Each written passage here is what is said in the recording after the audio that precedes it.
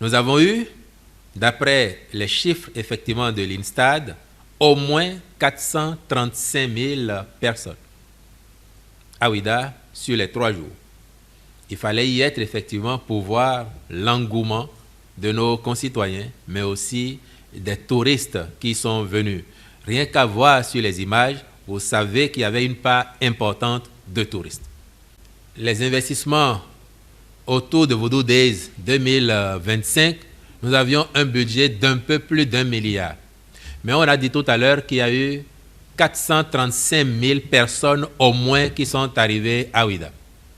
Quand on aura fait la part des touristes qui sont arrivés, qui ont dormi 3, 4, 5 nuits à Ouidah, où aucun hôtel n'avait aucune chambre disponible, ou dans les restaurants, les gens ont fait en une journée un chiffre d'affaires d'1 million, là où ils faisaient 50, 75 000 avant.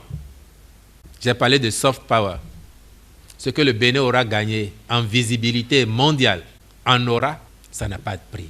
C'est un bon projet que nous avons mis en place et il nous appartiendra de l'améliorer au fil des années pour que Voodoo Days devienne un rendez-vous mondial immanquable.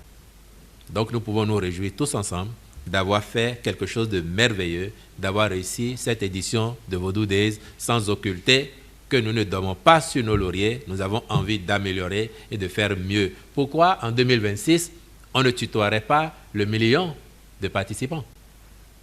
L'année dernière, on n'était pas à 435 000, on était à 100 et quelques mille. Mais sur un an, on a pratiquement quadruplé le nombre de participants.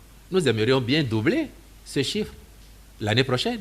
Et que dans 5 ans, à l'occasion des Voodoo Days, qu'on dise qu'il y a 5 millions de personnes qui, en une semaine, auront fréquenté Ouidah. C'est ça nos projections. Nous avons de l'ambition pour le Bénin, mais particulièrement en l'espèce ici, pour la ville de Ouidah.